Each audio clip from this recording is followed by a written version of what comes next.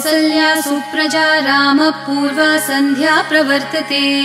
उत्तिष्ठ नरशार्दूल कर्तव्यं दैवमाह्निकम् कौसल्या सुप्रजा रामः पूर्वा सन्ध्या प्रवर्तते उत्तिष्ठ नरशार्दूल कर्तव्यं दैवमाह्निकम् उत्तिष्ठोत्तिष्ठ गोविन्द उत्तिष्ठ गरुडध्वज उत्तिष्ठ कमलाकान्त त्रैलोक्यं मङ्गलं कुरु उत्तिष्ठोत्तिष्ठ गोविन्द उत्तिष्ठ गरुडध्वज उत्तिष्ठ कमलाकान्त त्रैलोक्यं मङ्गलं कुरु मातः समस्त जगतां मधुकैटभारेः वक्षो विहारिणि मनोहर दिव्यमूर्ते श्रीस्वामिनि श्रितजनप्रिय दानशीले श्रीवेङ्कटेश दयिते तव सुप्रभातम् मातः समस्त जगतां मधुकैटभारेः वक्षो विहारिणि मनोहर दिव्यमूर्ते श्रीस्वामिनि श्रितजनप्रिय दानशीले श्रीवेङ्कटेश दयिते तव सुप्रभातम् तव सुप्रभातमरविन्दलोचने भवतु प्रसन्नमुखचन्द्रमण्डले विधिशङ्करेन्द्रवनिताभिरर्चिते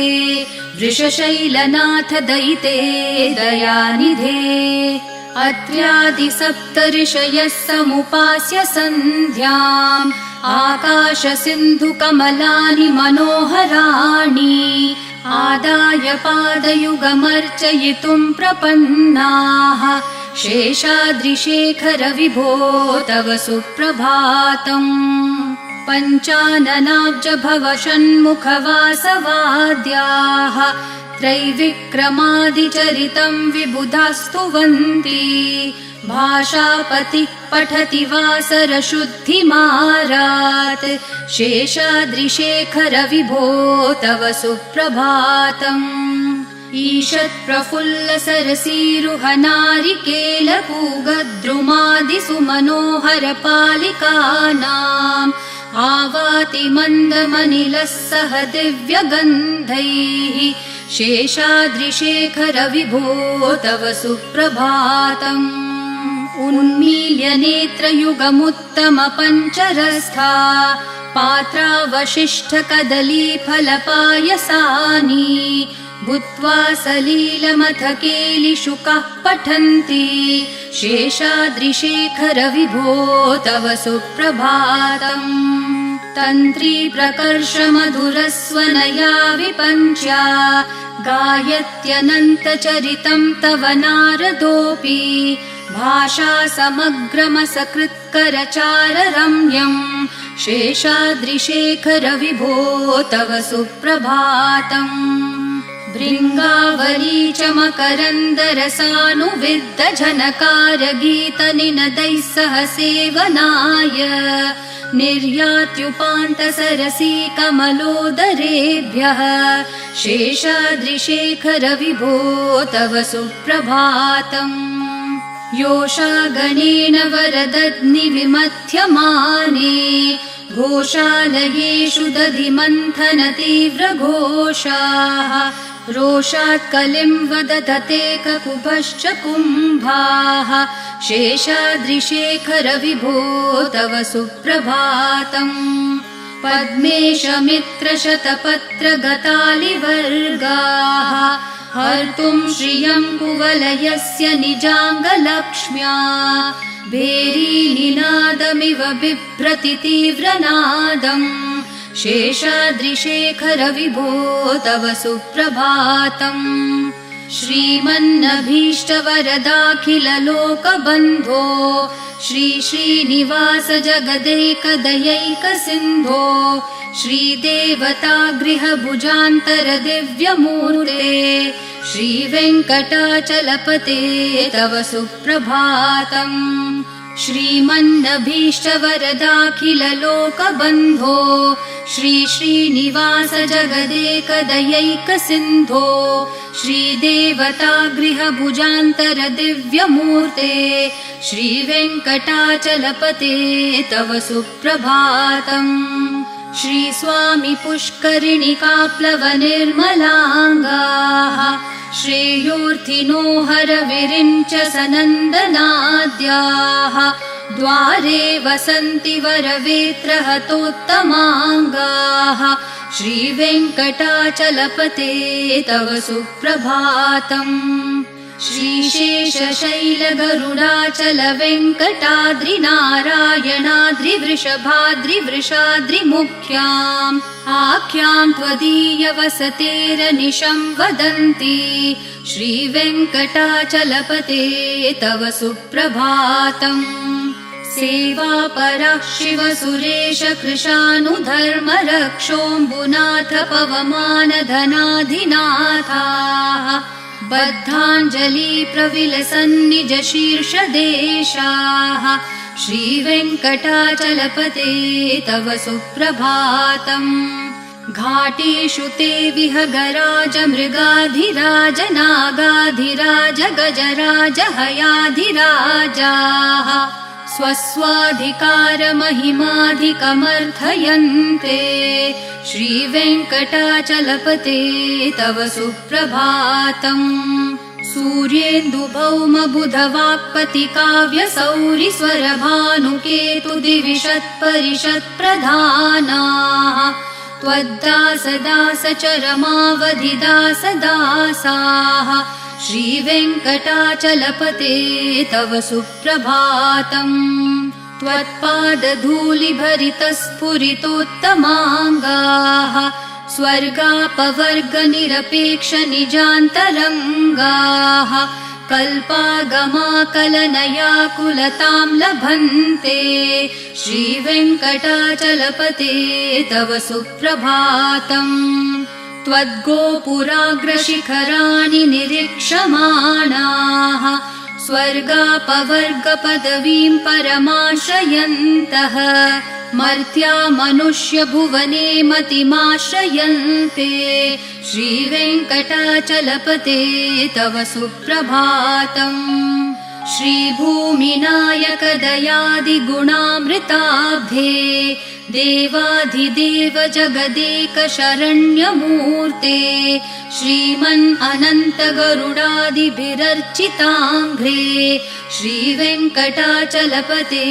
तव सुप्रभातम् श्रीपद्मनाभ पुरुषोत्तम वासुदेव वैकुण्ठमाधव जनार्दन चक्रपाणे श्रीवत्सचिह्न शरणागत पारिजात श्रीवेङ्कटाचलपते तव सुप्रभातम् कन्दर्पदर्पहर सुन्दर दिव्यमूर्ते कान्ताकुचाम्बुरुह कुड्मललोल दृष्टे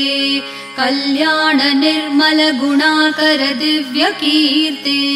श्रीवेङ्कटाचलपते तव सुप्रभातम् मीनाकृते कमठकोल नृसिंहवर्णिन् स्वामिन् परश्वथ तपोधन रामचन्द्र शेषांश राम यदुनन्दन कल्किरूप श्रीवेङ्कटाचलपते तव सुप्रभातम् एलालवङ्गधनसार सुगन्धितीर्थम् दिव्यं वियत्सरिति हेम घटेषु पूर्णम् धृत्वाद्य वैदिकशिखामणयः प्रहृष्टा तिष्ठन्ति वेङ्कटपते तव सुप्रभातम् भास्वानुदेति विकचानि सरोरुहाणि सम्पूरयन्ति निनदैः ककुभो विहङ्गाः श्रीवैष्णवा सततमर्थितमङ्गलास्ते धामाश्रयन्ति तव वेङ्कट सुप्रभातम् ब्रह्मादयः सुरवराः समहर्षयस्ते सन्तः सनन्दन मुखास्तवथ योगिवर्याः धामान्तिके तव हि मङ्गलवस्तु हस्ताः श्रीवेङ्कटाचलपते तव सुप्रभातम् लक्ष्मीनिवास निरवद्य गुणैकसिन्धो संसार सागर समुत्तरणैकसेतो वेदान्तवेद्य निज वैभव भक्त भोग्य श्रीवेङ्कटाचलपते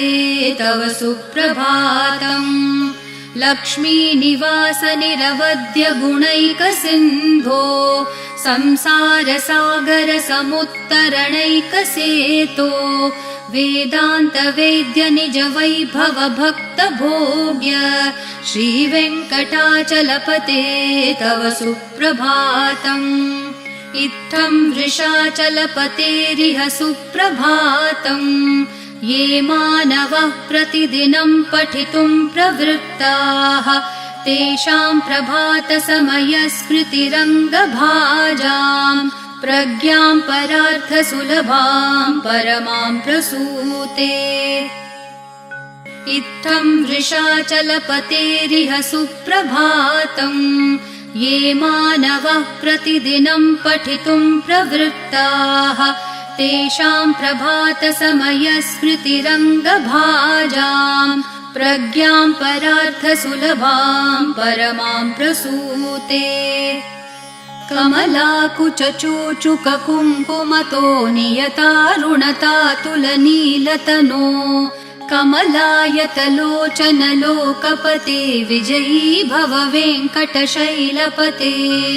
कमलाकुचूचुककुङ्कुमतो नियतारुणतातुलनीलतनो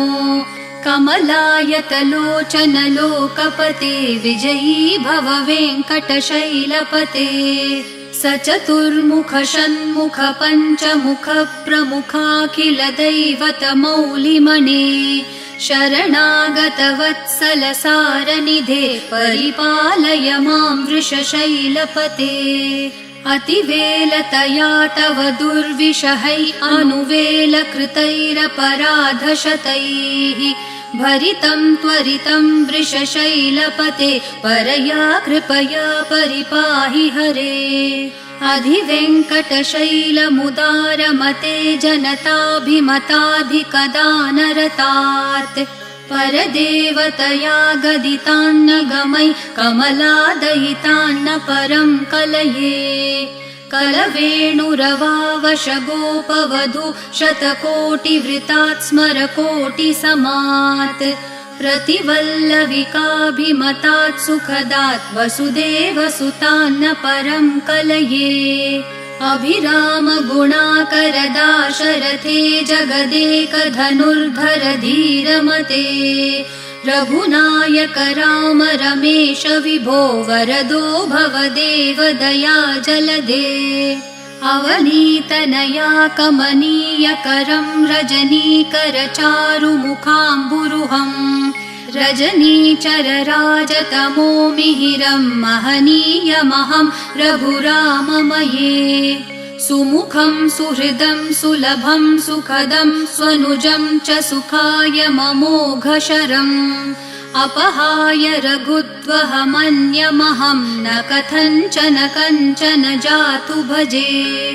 विना वेङ्कटेशं ननाथो ननाथ सदा वेङ्कटेशं स्मरामि स्मरामि। हरे वेङ्कटेश प्रसीद प्रसीद प्रियं वेङ्कटेश प्रयच्छ प्रयच्छ। विना वेङ्कटेशं ननाथो ननाथ सदा वेङ्कटेशं स्मरामि स्मरामि। हरे वेङ्कटेश प्रसीद प्रसीद प्रियं वेङ्कटेश प्रयच्छ प्रयच्छ। अहं दूरतस्ते पदाम्भोजयुग्म प्रणामेच्छयागत्य सेवां करोमि। सकृत्सेवया नित्यसेवाफलं त्वं प्रयच्छ प्रयच्छ प्रभो वेङ्कटेश। अज्ञानिना मया दोषान् अशेषान् विहितान् हरे क्षमस्वत्वं शेषशैलशिखामणे। अज्ञानिना मया दोषान् अशेषान् विहितान् हरे क्षमस्वत्वं शेषशैलशिखामणे। ईशानां जगतोऽस्य वेङ्कटपतेर्विष्णोः परां प्रेयसीं तद्वक्षस्थलनित्यवासरसिकां तच्छान्तिसंवर्धिनीं पद्मालङ्कृतपाणिपल्लवयुगां पद्मासनस्थां श्रियं वात्सल्यादिगुणोज्ज्वलां भगवतीं वन्दे जगन्मातरम् ईशानां जगतोऽस्य वेङ्कटपतेर्विष्णोः परां प्रेयसीं तद्वक्षस्थलनित्यवासरसिकां तच्छान्तिसंवर्धिनीं पद्मालङ्कृतपाणिपल्लवयुगां पद्मासनस्थां श्रियं वात्सल्यादिगुणोज्ज्वलां भगवतीं वन्दे जगन्मातरम् श्रीमान् कृपाजलनिधे कृतसर्वलोकसर्वज्ञ शक्तनतवत्सल सर्वशेषिन् स्वामिन् सुशीलसुलभाश्रितपारिजात श्रीवेङ्कटेश चरणौ शरणं प्रपद्ये श्रीमान् कृपाजलनिधे कृतसर्वलोकसर्वज्ञ शक्तनतवत्सल सर्वशेषिन् स्वामिन् सुशीलसुलभाश्रितपारिजात श्रीवेङ्कटेश चरणौ शरणं प्रपद्ये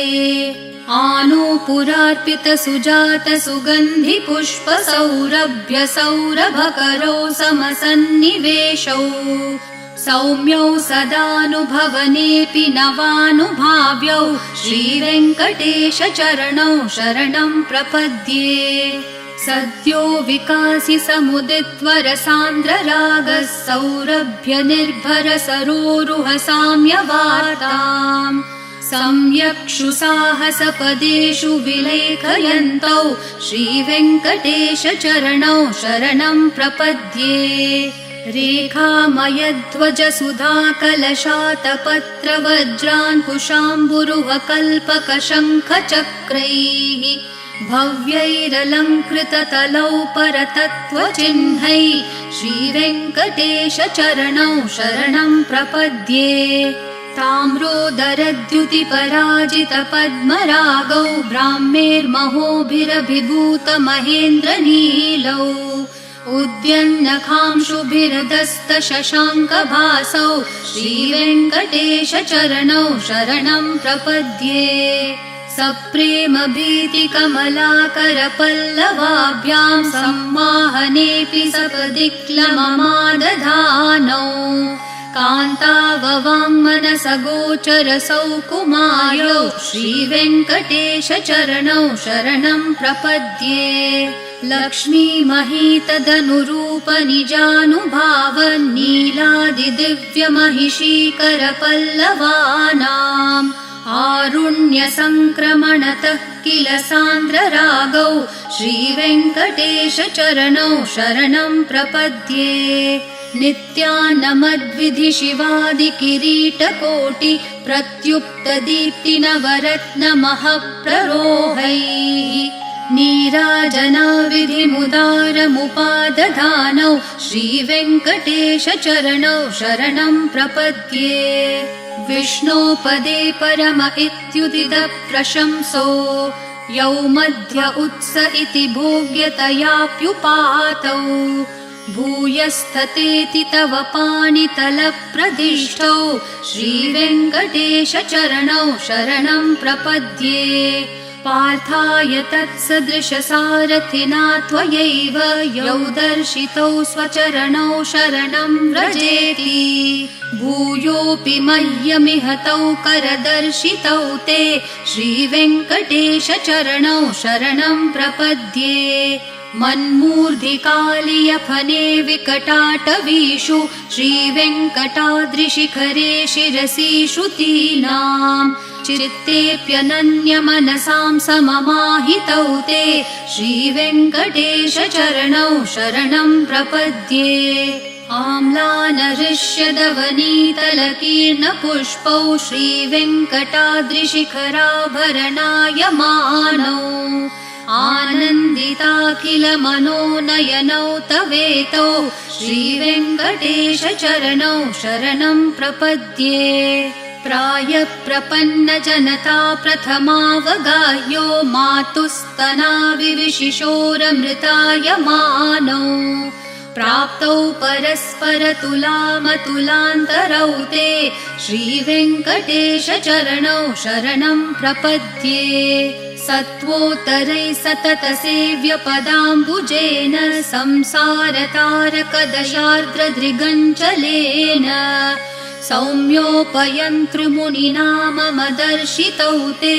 श्रीवेङ्कटेशचरणौ शरणं प्रपद्ये सत्वोत्तरैः सततसेव्यपदाम्बुजेन संसारतारकदशार्द्रदृगञ्चलेन सौम्योपयन्तृमुनिना मम दर्शितौ ते श्रीवेङ्कटेशचरणौ शरणं प्रपद्ये श्रीशश्रिया घटिकया त्वदुपाय भावे प्राप्ये त्वयि स्वयमुपेयतया स्फुरन्त्या नित्याश्रिताय निरवद्य गुणाय तुभ्यं स्यां किङ्करो वृषगिरीश न जातु मह्यम् श्रीशश्रिया घटिकया त्वदुपाय भावे प्राप्ये त्वयि स्वयमुपेयतया स्फुरन्त्या नित्याश्रिताय निरवद्य गुणाय तुभ्यं स्यां किङ्करो वृषगिरीश न जातु मह्यम् श्रियः कान्ताय कल्याणनिधये निधयेऽर्थिनां श्रीवेङ्कटनिवासाय श्रीनिवासाय मङ्गलम् श्रियः कान्ताय कल्याणनिधये निधयेऽर्थिनां श्रीवेङ्कटनिवासाय श्रीनिवासाय मङ्गलम् लक्ष्मी सविभ्रमालोकसुप्रविभ्रमचक्षुषे चक्षुषे सर्वलोकानां वेङ्कटेशाय मङ्गलम् श्रीवेङ्कटाद्रिशृङ्गाग्रमङ्गलाभरणाङ्ग्रये मङ्गलानां निवासाय श्रीनिवासाय मङ्गलम् सर्वावयवसौन्दर्यसम्पदा सर्वचेतसां सदा सम्मोहनायास्तु वेङ्कटेशाय मङ्गलम् नित्याय निरवध्याय सत्यानन्दचिदात्मने सर्वान्तरात्मने श्रीमद्वेङ्कटेशाय मङ्गलम् स्वतः सर्वविदे सर्वशक्तये सर्वशेषिणे सुलभाय सुशीलाय वेङ्कटेशाय मङ्गलम् परस्मै ब्रह्मणे पूर्णकामाय परमात्मने प्रयुञ्जे परतत्त्वाय वेङ्कटेशाय मङ्गलम् आकालतत्त्वमशान्तम् आत्मनामनुपश्यताम् अतृप्तामृतरूपाय वेङ्कटेशाय मङ्गलम् प्रायस्वचरणौ पुंसां शरण्यत्वेन पाणिना कृपया दिशते श्रीमद्वेङ्कटेशाय मङ्गलम्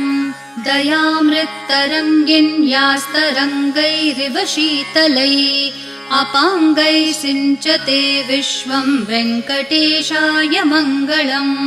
सद्भूषाम्बरहेतिनां सुषमावहमूर्तये सर्वार्तिशमनायास्तु वेङ्कटेशाय मङ्गलम् श्रीवैकुण्ठविरक्ताय स्वामि पुष्करिणीतटे रमया रममाणाय वेङ्कटेशाय मङ्गलम् श्रीवैकुण्ठविरक्ताय स्वामि पुष्करिणीतटे रमया रममाणाय वेङ्कटेशाय मङ्गलम् श्रीमत्सुन्दरजामातृमुनिमानसवासिने सर्वलोकनिवासाय श्रीनिवासाय मङ्गलम् मङ्गलाशासनपरैर्मदाचार्य पुरोगमैः सर्वैश्च पूर्वैराचार्यैः सत्कृतायास्तु मङ्गलम्।